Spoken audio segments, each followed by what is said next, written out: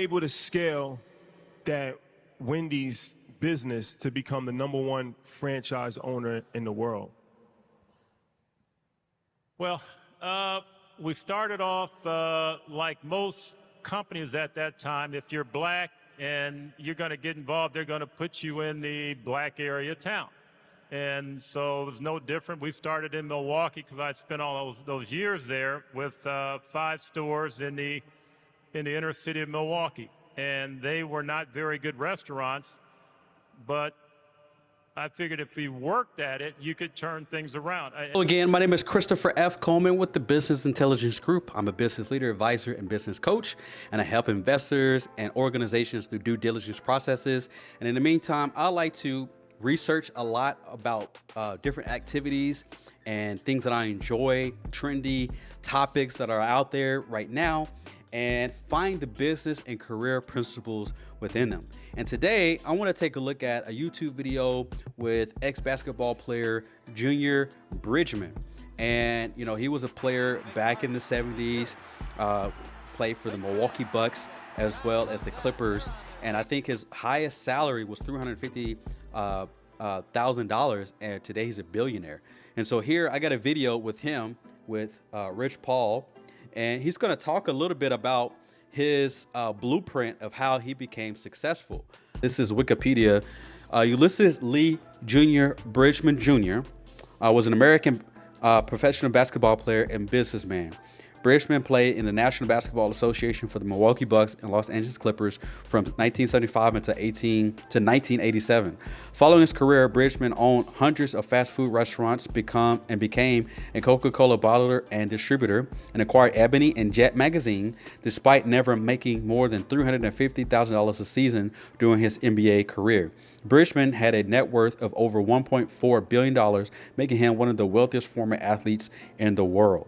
And again, never making more than $350,000. Today, you know, players making millions of dollars. Let's look at his entrepreneurial career. During the off-season of his playing career, Bridgeman worked and learned the business model of Wendy's fast food restaurant franchise. After retiring from the NBA, he invested in the franchise and eventually owned over 450 fast food restaurants, including over 160 Wendy's and 120 Chili's restaurants. In 2016, he sold 120 Chili's and 100 Wendy's to a private buyer and started a Coca-Cola bottling company to distribute their beverage brands. In 2016, Forbes ranked Bridgeman the 4th wealthiest retired athlete in the world, behind only Michael Jordan, David Beckham, and Arnold Palmer, with an estimated income of $32 million. As the president and CEO of Bridgeman Food Incorporated, Bridgeman signed a letter of intent to buy bottling operations in Canada in 2018. In December 2020, Bridgeman, via Bridgeman Sports and Media, bought Ebony and Jet for $14 million after the magazine had declared bankruptcy earlier in the year. On May 26, 2022, Mana Capital Partners, an investment firm co-founded by Bridgeman, announced that the firm had partnered with Ball Corporation to construct and operate an integrated second aluminum mill in Los Lunas, New Mexico. On October 18, 2022, Alabama Governor Kay Ivey announced that Mana Capital Partners would invest in a bottling facility to be located in Hope Hull, Alabama, and operated by affiliate Mana Beverages and Ventures. On September 24th, 2024, the Bucks announced that Bridgeman had purchased a 10% interest in the team, with the deal valuing the franchise at $4 billion. According to the Bucks co-owner, Jimmy Haslam, Bridgeman purchased the interest of several minority owners at an undisclosed discount from the stated value. So that is Junior Bridgeman, and there's so many different business principles in there that I can't get them all in this video. It'd be too much. But some things that I want to highlight is that here's an NBA player who could have just rested on his laurels if he wanted to, but he recognized that the salary that he made was not enough to set him up for success for the rest of his life. So that's one thing. The second thing is that, could you imagine someone humbling themselves being an NBA player working in a Wendy's? third thing is that he's invested in so many different opportunities, whether it's food, logistics, media.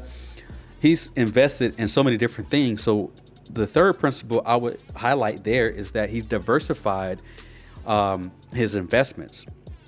A fourth thing is that, you know, some of those investment, when he's talking about distribution companies for Coca-Cola, as well as the, let's go back here, distribution for Coca-Cola, but he also talked about this amount of capital partners, where there was a integrated secondary aluminum mill. So these are businesses that, or industries that you don't even know about until you get into an industry.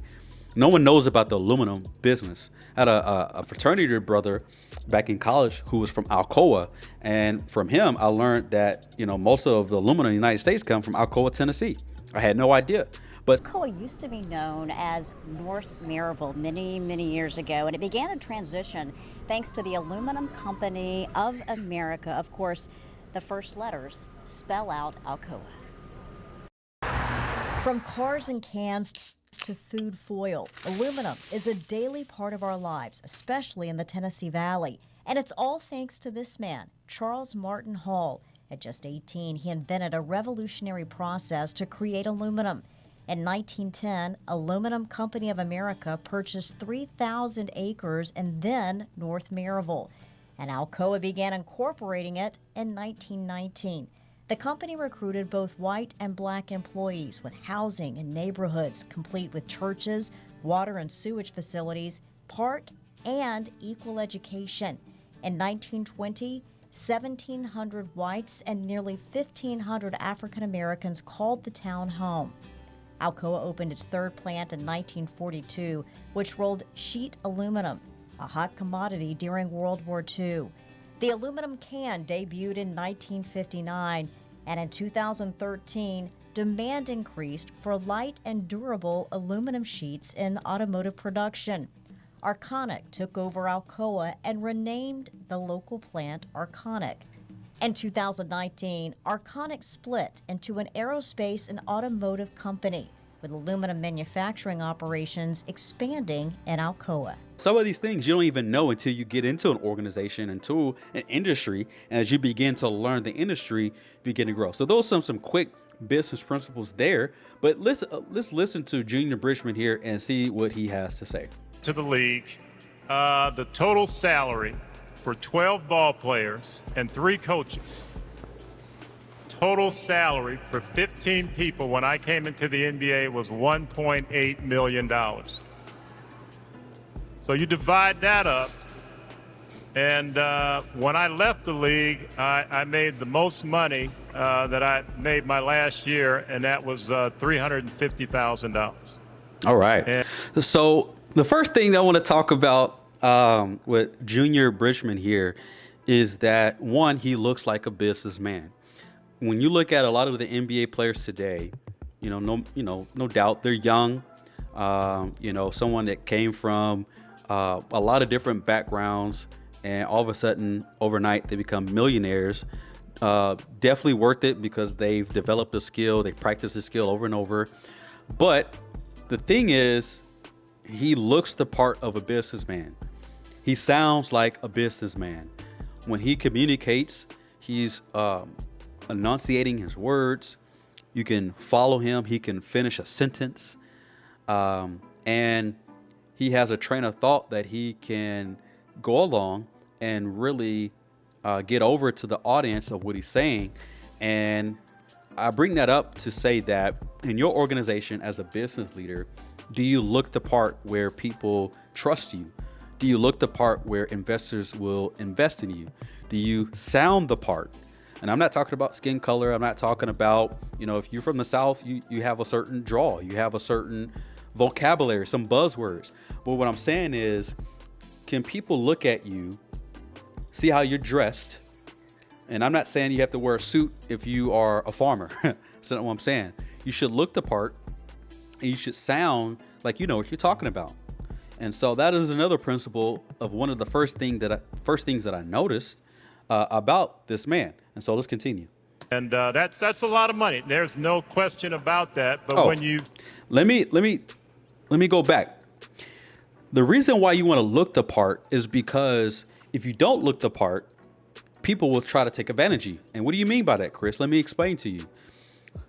I work for an organization. I'm not going to say what, but I was working with lawyers, and these lawyers was working on a case, and the insurance company wouldn't pay them the money that they deserve. There was a catastrophic issue that happened, and they lost a huge part of their residents, and the insurance company didn't want to pay them.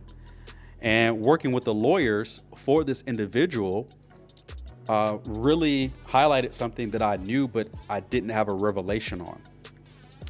That in the business of insurance, insurance companies will discriminate. If you have a name that is Hispanic or Latino in nature, if you don't speak English, they will try to take advantage of you. If you're African American, and they will take advantage of you. If you are a woman, they will try to take advantage of you because they will take the risk. They've done the calculations, they've done the statistics on, they're willing to take the risk of not settling a case or settling a case for a lot less than you taking them to court and suing them. They're betting on that you won't do it because they don't think you're smart. They think that you are don't have legal paperwork. And so they're betting on the fact that you will not fight back. And so when you look the part, it makes business a lot easier because you come in and people see you, they see how you communicate, they see how you move. And as a result, they are less likely to take advantage of you. It's like, when you play sports, pick up basketball, and when you're playing basketball, if you don't look the part and you look like, you don't know how to play, people are going to play hard defense on you, steal the ball. They're going to be more likely to try to block your shot. And it's just going to be a lot difficult for you to play because you don't look the part. But if you come to the court, you got, nice shoes, and you just have a certain swagger about yourself, people will kind of take their time in terms of sizing you up to see if you know how to play. So that's just some more principles there. Let's keep going. talk about taxes and family that needs money and all of that, I left the league knowing that I would have to have a job doing something else. And I worked, as you mentioned, Wendy's, but I also worked for an insurance company, and I worked at Howard Johnson's in the off season. I actually went back to law school for 4 summers, and you can't get a law degree in 4 summers, so don't try that. But just trying to figure out what I wanted to do. And the only reason I stayed with Wendy's was I figured I'd hire somebody to run it, and they could make money for me while I figured out what I was going to do in life after basketball. And I got an offer from the Milwaukee Bucks to be an assistant general manager making $50,000 a year. But as attractive as that might have been at that time, I wanted to see what I could do myself. I wanted to see what I could grow. I didn't want to have somebody telling me I need to be at work at 8:30 and I couldn't get off until 5 o'clock. And so that's why I got involved with Wendy's. I figured food, people always need to eat, so we'll see what That's right. how that develops, how that goes. Hold on, let me just follow up. So how were you able to scale that Wendy's business to become the #1 franchise owner in the world? Great question. Well, how do you scale? We started off like most companies at that time. If you're black and you're going to get involved, they're going to put you in the black area town. And so it was no different. We started in Milwaukee because I'd spent all those years there with 5 stores in the inner city of Milwaukee. And they were not very good restaurants, but I figured if we worked at it, you could turn things around. And I'll tell you, the average volume of those 5 restaurants was only $600,000 a year. And you're not making any money at that volume. Today, those restaurants, and my son runs them, so we still have a lot of them, but they do over $2 million in sales. And how do you do that? By getting involved with the people and letting people know that you care about them. Now, how do you do That's that? it. Back at that time in Milwaukee, if you got stopped for any traffic violation, they took you to jail. It was a crazy law that I'm glad they've changed, but where was all of our people at? They were in jail. So we were bailing people out every day, and I could take you through other things that we did to help show people that we cared about them. And once they realized that we cared about them, then they cared about the business, and they cared about us, and we grew. And as we grew and added more stores, we were able to promote people from a general manager to a district manager to an area operations person. And after a while, we had a whole lot of people making over $100,000 a year. That's great leadership right there. And I made a video with Shiloh Sanders. He's working in KFC, and I talked about that. So check that video out. But here he's talking about going into the community, showing people that you care. And here's another business principle in that as a business leader, if you're a leader in an organization, you have to let your employees know that you care about them. I was once working in an organization where everybody just stayed until the boss left. Even if it was nothing valuable left to do, people just stuck around until he left. And it was frowned upon if you was to leave before he left. And so sometimes you 14, 16 hours, and for what? And so what if, oftentimes as a leader, I would tell my employees to go home after a certain period of time, after all of the valuable work has been done, things that we need to get done, go home. Even if it's, before the 8-hour mark. If it was 4 hours and we got everything done that we need to get done today, go home. And why? Because there's going to be a day that I'm going to need you for 16 hours. And I don't want to have you for 16 hours every day. And, that time comes around when I need you, and, you are, it creates some disgruntlement. It causes contentment. It causes issues after a while. That's not sustainable. People don't stay around for that because people have families. People have things that they want to improve on, like going to school, and they can't do that if they're giving you all of their time.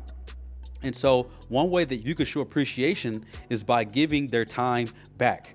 If there's something, that's not valuable that needs to get done today or this week or whatever, nothing important that's really going to move the needle from a business standpoint anytime soon, let the people go home. Even if it is before the 8-hour mark, let them be with their families. Let them, improve themselves with extracurricular activities like school. Let them, be a coach for their kids' team, and they would appreciate you for that, and they will fight for you and do a lot more for you than they would have otherwise.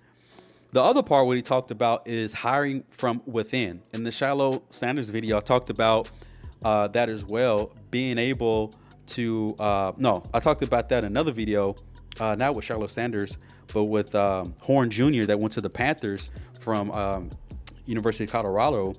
And in that video, I talked about how Coach Prime really developed him for that transition to the NFL. And being able to hire people, develop them where they can transition to a higher level within the organization has so many more benefits than hiring from someone outside of the organization. And so check that video out. But some great business principles here. Junior Bridgeman is somebody that I really want to study as well. He has media companies and manufacturing, distribution, fast food restaurants. He has a diversity like none other. And again, he's one of 4 billionaires that were former athletes. So athletes get a lot of negative comments about athletes, being dumb. But clearly, all athletes aren't dumb. Again, intelligence it's not about if you're smart, it's how you're smart. And, some people are intellectually smart. Some people are musically smart. Some people are athletic. Some people are really good with numbers. So knowing who you are. So that's another business principle that I talk about a lot, is understanding who you are. Take a personality test, take an IQ test, take EQ test. Ask people about who you are, some things that you can improve on so you can understand your value and how you can make an impact in an organization. And so let's listen a little bit more to Junior Bridgeman here, because I really like everything that he said. And you would say, how did that happen? And it was in what I would call a real American dream. You could come go to work if you had just natural common sense and you're willing to work hard, you could make a good living for yourself. And we had people that went on from there and became franchisees on their own. So turn around, and it was a matter of helping people. And then one day I looked up and we had 275 Wendy's restaurants. And then I turned around and we had 125 Chili's restaurants. And That's then we it. had 500 restaurants, That's it. you know, and 25,000 people working for us. So That's outstanding. Man, that is outstanding. Like, I'm definitely want to follow more about Junior Bridgeman as well as Rich Paul. Rich Paul has a great business story as well.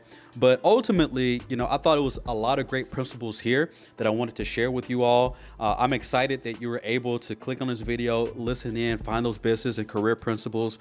But I'm going to leave it here. Again, my name is Christopher F. Coleman with the Business Intelligence Group. I'm a business leader, advisor, and business coach. Follow me on Instagram at C Coleman Biz. Same thing on X, C Coleman Biz. You can connect with me on LinkedIn, C Coleman 144. It's been real. It's been fun to catch you in the next one. Peace.